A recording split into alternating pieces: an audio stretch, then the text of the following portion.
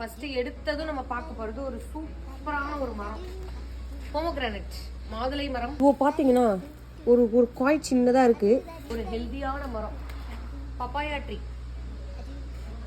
Bubbly பழம்லாம் பழுத்து இருக்கு. நாங்கள் அப்புறமா பறிச்சு சாப்பிடுவோம். ஃப்ளவர், செம்பருத்தி பூச்செடி.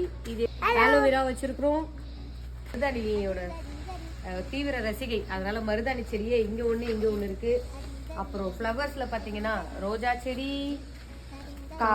காக்கட்டாம் பூ, அப்புறம் இங்கே ஒரு மல்லி செடி. இந்த பக்கம் ஃபுல்லாக பார்த்தீங்கன்னா எல்லாமே மல்லிப்பூ தான். எங்கள் செடியில் பூத்த மல்லிப்பூ தான் பாருங்க. எங்கள் அம்மா சேர்த்து வச்சு கட்டி எனக்கு வச்சு விட்டுருக்குறாங்க.